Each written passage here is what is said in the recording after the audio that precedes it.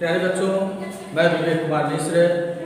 आज मैं आपको कक्षा 12 का 6वां पोयम माई हेवन, मेरा देश, my heaven is composed by great English poet Rabindranath Tagore.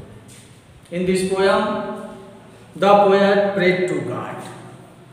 मेरा देश कविता रविन्द्रनाथ टैगोर जी के द्वारा लिखित है, जो कवि भी थे, लेखक भी थे और नोबेल पुरस्कार विजेता भी थे। उन्हें गुरुदेव की उपाधि से भी नवाजा गया था। माई हेवन्स का सेंट्रल आइडिया आज हम आपको समझा रहे हैं, ध्यान दीजिए। माई हेवन मीन्स मेरा देश। Central idea of this poem, इस कविता का केंद्रीय भाव है। इन दिस पोयम, इस कविता में the poet gives the picture of an ideal India of his dreams. इस कविता में कवि एक आदर्श भारत, अपने स्वप्नों के एक आदर्श भारत की छवि देता है, चित्र देता है, तस्वीर दिखाता है। He prays to God, वह भगवान से प्रार्थना करता है that the people of his country should be fearless and brave. वह भगवान से प्रार्थना करता है। रविन्द्रनाथ टैगोर जी भगवान से प्रार्थना करते हैं कि उनके देश के लोग निर्भीक और बहादुर होने चाहिए। Knowledge should be free for all in the country. ज्ञान की पूरे देश में आजादी हो, हर वर्ग के लोगों को पढ़ने का अधिकार हो। There should not be narrow considerations of caste, creed, language, etc. और जहां जाति, धर्म, भाषा के संकुचित विचारधारा में मेरा देश बंटता हुआ न हो। The people should be guided by reason. लोग तर्क शक्ति के द्वारा आगे को बढ़ने वाले हों, and not by blind belief. अंधविश्वास के जरिए लोग आगे न बढ़े, अंधविश्वास को न माने, तर्कपूर्ण विचारधारा को अपनाकर आगे बढ़ने वाले हों। They should be progressive in outlook. वे दृष्टिकोण में उन्नतिशील हों। They should try to keep country united. उन्हें देश को संगठित रखना चाहिए। They should be blessed with freedom. उन्हें इस तरह का वरदान, आजादी का इस तरह का वरदान मिलना चाहिए ताकि वह हमेशा प्रगति करें। इस कविता में कवि रविन्द्रनाथ टैगोर जी भगवान से प्रार्थना करते हैं कि हे भगवान, मेरे स्वप्नों का भारत ऐसा। वंस अगेन, एक बार फिर आप इस कविता का सेंट्रल आइडिया, केंद्रीय भाव समझें और लर्न करें। चैनल को सब्सक्राइब करें। ध्यान दीजिए, central idea of this poem, इस कविता का केंद्रीय भाव है। इन दिस पोयम, इस कविता में the poet gives the picture of an ideal India of his dreams. इस कविता में कवि अपने स्वप्नों के एक आदर्श भारत का चित्र देता है, दिखाता है।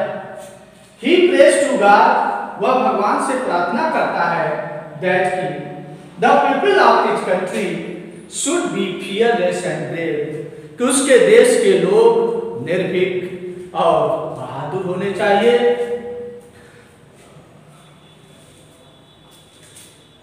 Knowledge should be free for all in the country. पूरे देश में ज्ञान की आजादी हो, सबको पढ़ने का अधिकार हो। There should not be narrow considerations of caste, creed and language, etc. और वे जाति, वर्ग और भाषा के संकुचित विचारों में बटे नहीं होने चाहिए। The people should be guided by reason. लोग तर्कपूर्ण विचारधारा से आगे बढ़ने वाले हों, and not by blind belief. अंधविश्वास से वो आगे न बढ़े। अंधविश्वास में वह विश्वास न रखें, तर्कपूर्ण विचारधारा से वह अपने आप को आगे बढ़ाएं, देश को आगे बढ़ाएं। Desh should be progressive in outlook, वह दृष्टिकोण में उन्नतशील हो। Desh should try to keep country united, उन्हें देश को संगठित रखना चाहिए। Desh should be blessed with freedom, उन्हें हे भगवान मेरे देश को इस तरह की आज़ादी का वरदान दो, वे इस तरह की आज़ादी प्राप्त करें। प्यारे बच्चों, central idea of this poem my heaven, मेरा देश का सेंट्रल आइडिया मैंने आपको बताया, जिसकी हिंदी भी मैंने आपको 2 बार बताई है। Once again you consider.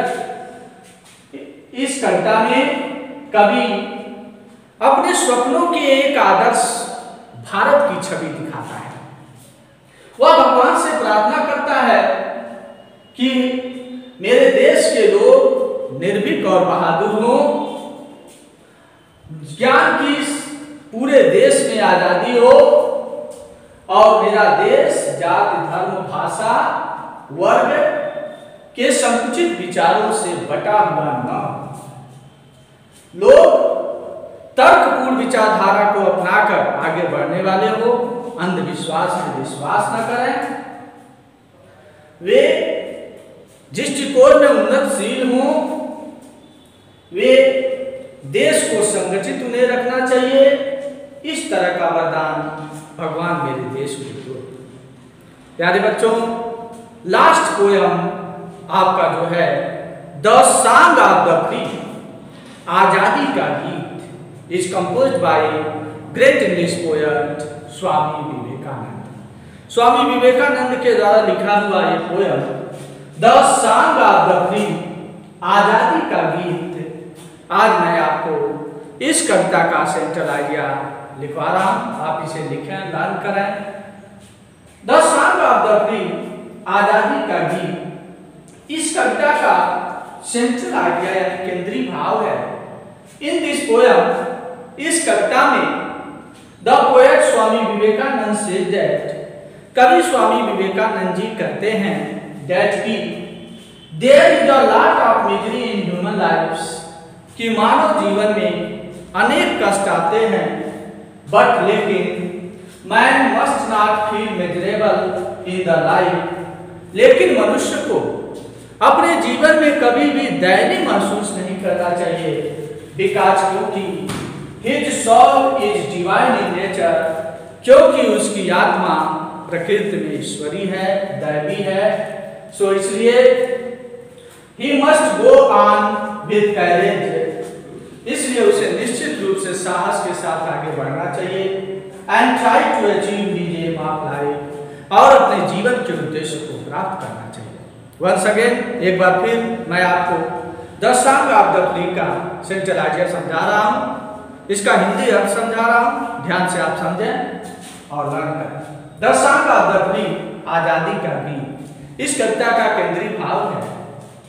In this poem, इस कविता में the poet Swami Vivekananda say that, इस कविता में कवि स्वामी विवेकानंद जी कहते हैं दैट की there is a lot of misery in human lifes, कि मानव जीवन में अनेक कष्ट आते हैं, बट लेकिन आदमी को man must not feel miserable in the life, लेकिन आदमी को जीवन में कभी दयनीय महसूस नहीं करना चाहिए। बिकॉज क्योंकि his soul is divine in nature, क्योंकि उसकी आत्मा प्रकृति में दैवी है। So he must go on with courage, इसलिए उसे पूरे साहस के साथ आगे निश्चित रूप से आगे बढ़ना चाहिए। And try to achieve his aim of life, और अपने जीवन के उद्देश्य को प्राप्त करना